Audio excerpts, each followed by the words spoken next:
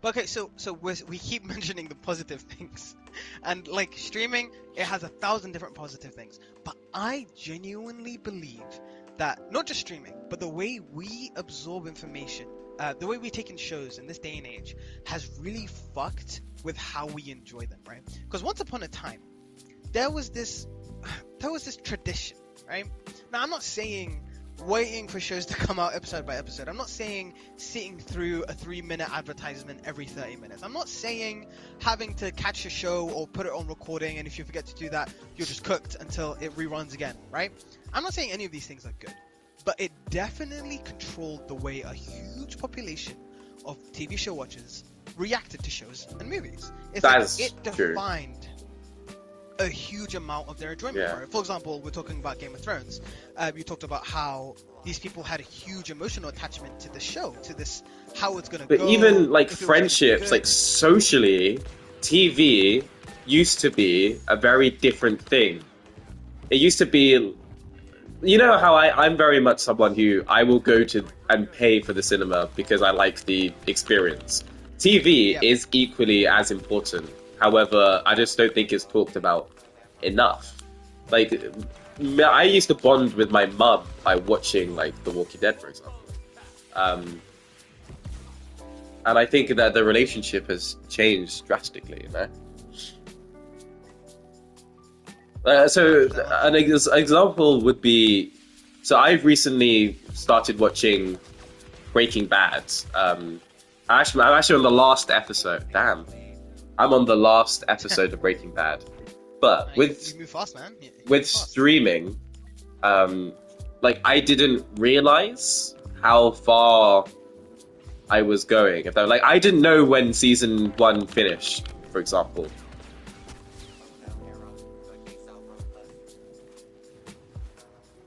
Yeah, like I didn't know when season 1 finished because you just click the next episode, you know. Also, being able to pause an episode whenever you like is insane. Because I'm not sure what it was like in your family, but like we used to like watch a show together. When the ads come on, we'll be like, quick, use the bathroom, make some coffee or whatever, and then like you're screaming at your siblings till it's back on. So they run back to the screen, you know? Bar for bar. Yeah. Very, very similar. And it's very different up to now. A point, of course, but... yeah. And like, okay. We can bemoan all these things. At the end of the day, we're probably at least a little bit biased because nostalgia. But you have to accept the fact that the way shows have been condensed into these little balls of like, oh, you're going to binge this show for the next week, and then you're going to binge this show for the next... It has drastically changed how people absorb it and such. And I won't say I actually like the old way more, because I don't think I do. I prefer having more shows, and we have more shows this way. I feel like it's different. Not in a bad way or in a good way, but it is just different. Exactly. And I say all of this, right? I think different people reacted to it in different ways, and some of them in really healthy ways, where they took time to absorb these shows, to rewatch shows even, and enjoy it in a way they probably couldn't in that old time. Right? That's what I'm saying. But I don't think that's the case for many people. Another thing about TV is that an episode of TV has to capture you for an hour. And it has to have its own. It has to have its own like storyline and rhythm for it to work. It's not a movie cut into pieces, you know. It has to be its own thing. However, when you watch it on streaming, sometimes the episodes can just bleed so effortlessly into the next. It doesn't. Like the Netflix Marvel shows, like the like Daredevil, for example, it doesn't feel like I'm watching an episode of TV. It just sounds like I'm watching a long narrative. A big ass movie. Yeah. Yeah, and it's definitely changed a lot of things and how we perceive it as such. And I don't think TV is gonna last very long. I mean, I say that, no, I mean, as a fact, TV is not gonna last very long. it's already been taken over by streaming sites to the point where like it's a well-known fact. But it's kind of a shame. It makes me sad. It's like at the end of the day, families are always gonna have like TV get-togethers. That's gonna be a reality that's probably never gonna leave ever. But the way it's done matters. It changes how people react to things. Before it was a tradition, now it's a Wednesday. You know what I mean? Well, I'll give you 2 examples of how one of these was done really good and one of them was just done. So it was a thing. It was a thing. So, for example, The Mandalorian's premiere and like in terms of Disney Plus, that's built on like The Mandalorian, and I think The Mandalorian is for me equivalent to like event TV.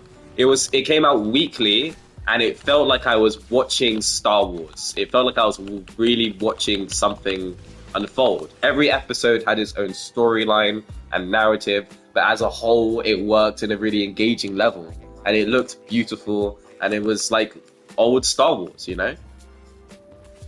But I think that Disney, they got the wrong message from that, because like the Echo show came out this year, and it's like who the fuck asked for this? Who asked for this Nobody show? wants this. And also they just dropped it all at once, like it was an accident, you know?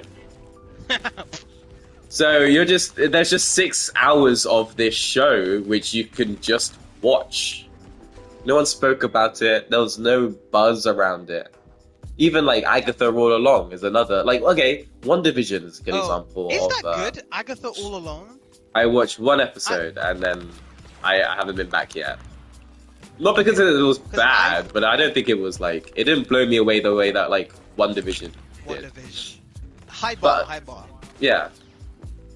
Like, I think that people blame Phase 4 Marvel for a lot, but I don't think it's like, a lot of the stuff from Phase 4 Marvel is actually quite good. And in terms of like how we consume media and content, I think it works in an engaging level. Like WandaVision, Falcon and the Winter Soldier, and Loki are 3 shows which had a lot of hype around them. And they were good too. And they were really good. And like, it's just interesting to spend time with characters which we already know from the last 10 years. But Also, then when you just expect people to watch a show, 6 hours of a show, all at once, like, it becomes why? more of a commitment It's a than chore, anything else. yeah. Yeah, and that's the thing though, right? We are willing to have that commitment. The huge amount of populace, less so. And even us. But I'm finding it, like, hard to do now, you know? Yeah. And For instance, we're like, watching The Skeleton Crew is a Star Wars show which came out 3 weeks ago, and I haven't watched a single episode. Acolyte I haven't finished, and Star Wars is my, like, I used to love Star Wars more than Marvel. Crazy one. I mean, I feel that, but still. Like, the season finale of, like, season 2 of The Mandalorian blew me away. That made my year, Hadafa. But season 3 was just kind of mid.